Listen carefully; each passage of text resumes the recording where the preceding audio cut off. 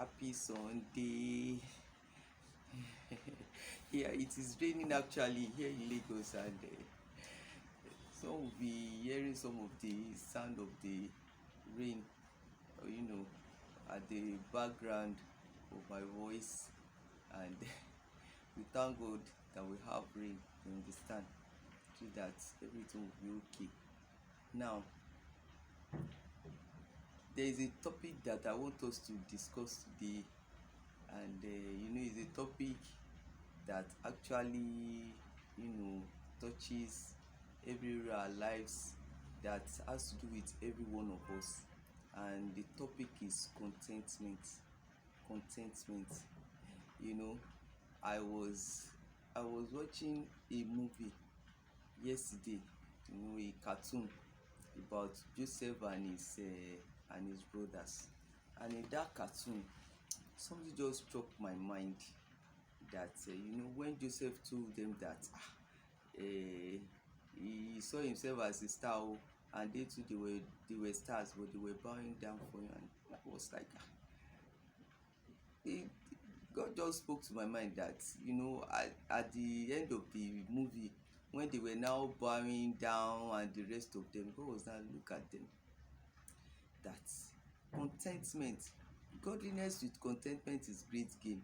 That okay, if Joseph says, you are bowing down for me on earth, why can't you look up? There is another gain there for you. If you don't have, if peradventure, if you think that we don't have any gain on this earth, we are going to be servant to our brothers, is it that bad that you not have a gain in heaven? So I was like, what is God trying to tell me? And I just got that it was true. If it is on this earth that we thought we have our own gain, you understand, that our life will end, everything about our life will end on this earth. We are the Bible says we are most of all miserable. That we are miserable, because they thought, they were just thinking about, the Bible says we should set our affection on things above and not on things below. They were setting their affection on things below, and that was why they went around to go and kill their brother, sort of selling him. See, they sold their brother, you understand, not outrightly killing him, because they didn't want to shed his blood with their own hands, but in their heart they have already shed his blood. They have already killed him. But if they have the mind of Christ, that if we don't have any gain on this earth, at least we have a gain on heaven, they wouldn't have done so. And they would have seen what God will do with that dream, because that dream, they are supposed to commit it to God's hand. God, what do you want to do with this dream? Why did you give this small child this type of dream? You understand? Now, I was able to see again, one boy went to Jesus Christ and said, in Luke chapter 12 verse 13 and 15, the boy said, Master, tell my brother to share the inheritance with me. Jesus Christ said, that am I the one who made me a sharer and arbiter between the two of you? And Jesus Christ told him, said, take heed and beware of covetousness, for a man's life consisteth not in the abundance of things which he possesses. So it is not about what we possess on this earth that matter.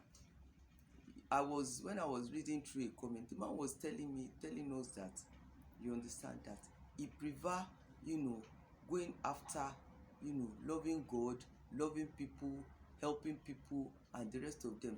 Those are the riches, the real riches. They are not in pursuing money or wealth. After all, when I was reading through the comment, it was telling us that when you seek into wealth, when you dive into wealth to an extent, you start putting your hand in what you don't want to do. By that time, you would have gone far. Maybe some people will be bringing business suggestions to you, and at the end of the day, by the time you start going in it as a so-called child of God, at the end of it, you discover that by the time you discover it, you had already gone deep into it. You cannot come back again. So they have already initiated you into it, and at the end of the day, you may not be able to come out of it, and you have already done a lot of things. They would have even made you to what do I call it now? They would have made you to make covenants. They would have even made covenants on your behalf. They say, we know that he's a Christian, you cannot do that, let us. And before you know it, you have entered, you have pierced your heart with diverse sorrows that you don't want. It's not as if the work of your hand, you may be working in a place whereby you are earning so much. You may have God prospers people now. God prospered Abraham and the rest of them. But what God is telling us is that money should be the last. We should put it at the end. Our heart should not be based on money. What are we gain? Is every one of us, me too, I'm talking to myself, no matter how little that money you want, it's not our heart should not be placed on it. Paul was even talking to Timothy that, oh thou man of God, that should not put his heart into riches. When we go to 1 Timothy chapter 6, from verse 6 downwards, he was telling us there that, but godliness with contentment is great gain, for we brought nothing into this world, and it is certain we can carry nothing out. And having food and raiment, let us therewith be content. But they that will be rich fall into temptation and a snare, and into many foolishness and also lust, which drown men into destruction and perdition. For the love of money is the root of all evil, which while some covet after, they have erred from the faith, and pierced themselves through with many sorrows. But thou, O man of God, flee all these things, and follow after godliness, righteousness, faith, love, patience, and meekness. Say, but thou, O man of God, but thou, O woman of God, but thou, O child of God. God told us, after God has spoken about all those things in the upper part, he now said what we are supposed to be following after. He now said, but thou, O man of God, flee all these things, and follow after righteousness, godliness, faith, love, patience, and meekness. That is what God asks us to follow after. He said we should follow after righteousness, godliness. So it's already clear. It's a clear issue. It's not, there's no mix up there.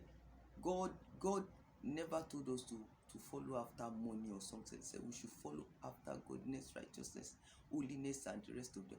And we see an example of Paul. Paul is a man of God that, you understand, despite the fact that he's a lawyer and the rest of them, he doesn't run after money. Wherever he goes, he sleeps in the house they give him, he eats the food they give him, and the rest of them. When it's only his cloth and his food, after that nothing else. And he does the work of God that he's going to do, and he does not go and start begging money from anybody for anything.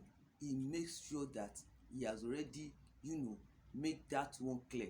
And he also went ahead. He was a tent maker. He was making tent side by side, so that that is to tell us that he has his own job that he's doing. And when they say he's making tent like this, you understand it's a means of getting money by himself. But we never said that Paul wants to do this, he wants to become richer, he wants to be just to have what he wants. And that's also why I was always telling people, is there any one of you that I'm owing? Is there any one of you that I exploit? Is there any one of you that is justice? So the reason for you to have money is so that you'll be able to have all that you need, the necessary things. The Bible says when you have clothes and food, that is enough.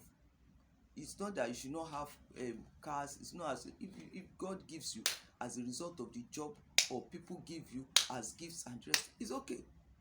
But for us to say, no, I want more, by the time you are saying you want more, the Bible says you want to pierce your heart with all manner of evil, all manner of sorrows. And that is what happens. So which I am admonishing us that we should be contented with what we have. just as God is telling us today, because we are not taking anything to heaven with us and the rest of them. Let us build our house, unto heaven. Let our desire be in heaven. God had already told us clearly. He said godliness, holiness, and the rest of them. Love of people, love people, love God, help people. Those things that have gain. Is the love for people, love for God, helping people, godliness, holiness. Those are the things that have gain, and that is what God is presenting to us. That's why I say godliness, contentment is great gain. That means when you have what to eat and what to eat and what to drink, and you are godly, that is the only gain. But when you start looking for what is not there, that is when you start piercing your heart with diverse sorrows and the rest of them. To put your hand before you know it, you have entered into this, covenant you don't know, and the rest of them. Before you know it, a lot of things have spoiled, and you are in a lot of serious mess. May God help us on this issue of contentment in Jesus' name. Amen.